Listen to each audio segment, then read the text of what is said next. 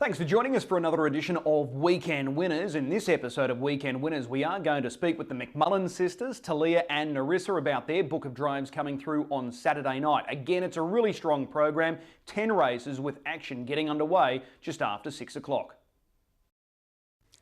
Young Centurion Talia McMullen is about to jump in the hot seat to go through her book of drives for Saturday night, and she joins us now. Talia, appreciate the time. Thank you.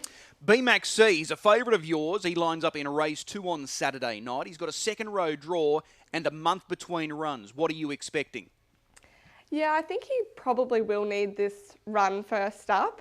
Probably lacks fitness just a touch, but that's nothing to hold against him. He's a really super little horse and he's got a great turn of foot. I think the draw is pretty good for him, really. As I said, he's got a great turn of foot, so he's a really good sit sprinter. He shouldn't end up too far back in the field, which is always handy, and I'm hoping that he runs home really strong. Okay, the last time we saw him, he was brave in defeat, chasing home the Flying at West Point in really fast times. So a month between runs, you're expecting whatever he does on Saturday night, further improvement to come, obviously.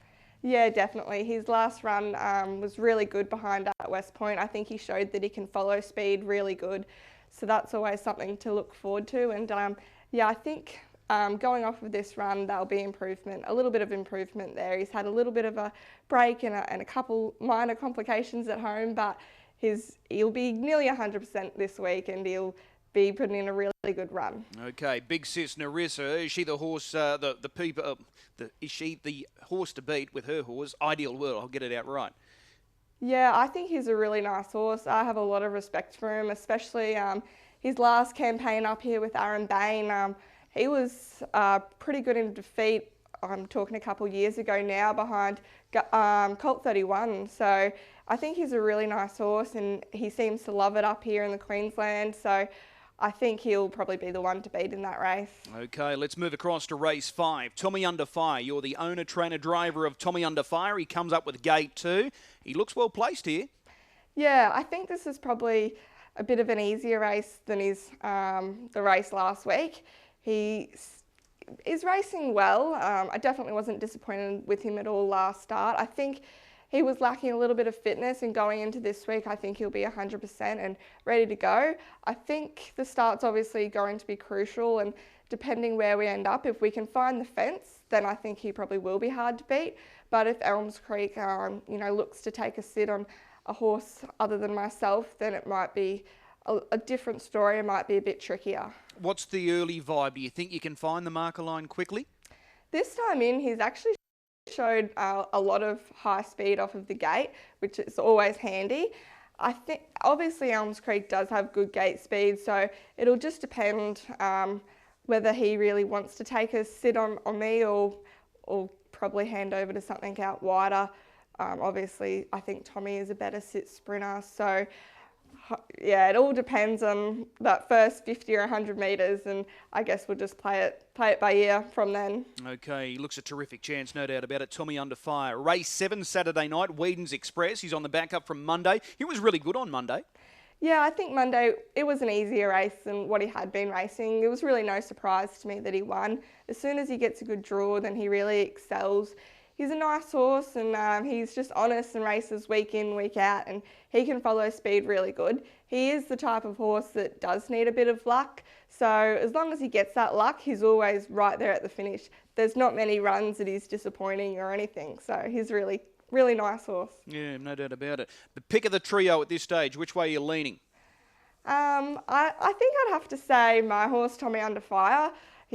I think the draw suits him. As long as we can find the fence, I think that he'll be right there at the finish, and I'm hoping for a little bit of improvement off of his run last start as well. Okay, we'll take the tip. Race 5, number 2. Appreciate the time. We'll see you trackside.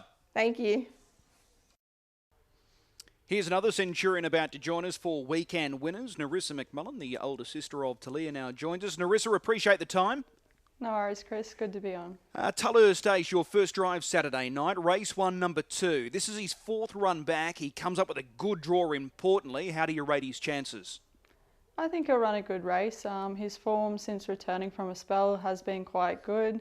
He hasn't had much luck with barrier draws, so the good draws definitely going to help his chances. Yeah, in this grade in particular, it's vital to have that little bit of luck, obviously with barrier draws and then that luck in running, and he hasn't really had a great deal so far this prep.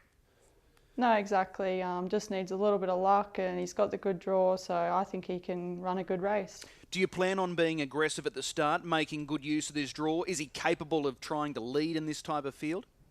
Yeah, he does have a little bit of gate speed, so we'll probably have a little look at the start and see where we end up. You go back through his form, probably last campaign, it's more than okay. He met and beat some pretty talented types, so he's capable at this level. Yeah, it's definitely capable. Okay, well, let's talk about race 2, number 1, Ideal World. You know this guy well. We've seen him here previously. He was awesome winning first up. Rated fast time, a tick over 53. This is a step up in grade, but importantly, he comes up with the right draw. How do you rate his chances? I think he's a really good winning chance. His work's been awesome since his first up run, and got the good draw and good gate speed, so we'll make the most of it. You've had a good opportunity to look at this front line. Do you think he's clearly capable of holding up from the inside? Yeah, definitely. He's got plenty of gate speed. He's one of the quickest horses I've probably driven off the gate. Okay, and what about the fact that he's stepping up from a mile to 2,100 metres? Any concerns there? I think he's probably a bit better over a mile, but I don't think the 2100 will worry him either. Okay, did he surprise you in any way, shape or form first up and running that sort of time?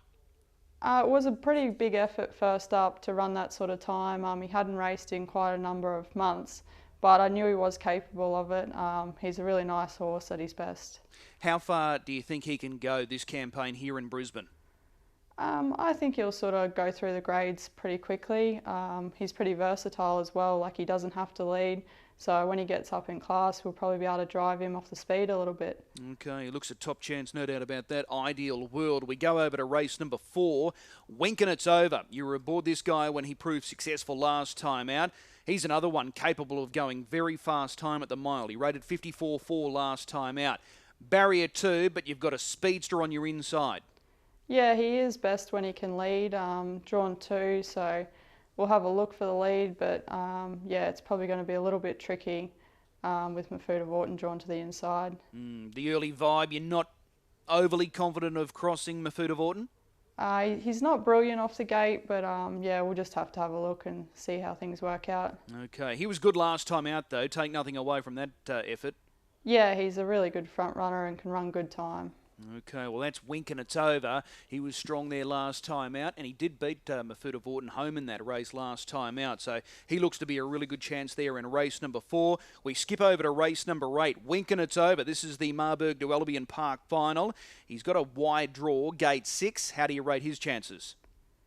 He was pretty good in the heat. Yeah, so I think he's got a bit of early speed. We'll probably try and go forward and sort of get a handy position. Yeah, I think he can run a good race with the right trip.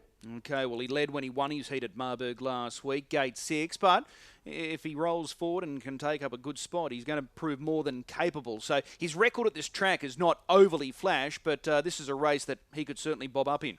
Yeah, it's definitely a suitable race for him, and I think he's a good place chance anyway. All right, well that's Rockin' Tin Gear there in the Marburg de Albion Park final. Couple of good drives there. What's the standout for you at this early stage?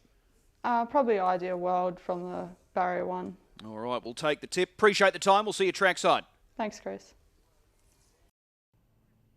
Let's try and find a winner for Saturday night, part of this Big Ten race program. I'm keen on the chances of race 7, number 2, Kalara Chaos. Yes, he's been unplaced at his past 2, but the efforts have been really good. Importantly, he comes up with a good draw, gate 2. There's speed to his inside with Kira Harpo Gambler, but I think he'll race really well here. Race 7, number 2, Kalara Chaos. Hopefully we can bet with confidence here, and we'll mark him our best bet this weekend. Race 7, number 2. As I said, 10 races, action starting just after 6 o'clock. We'll see you trackside.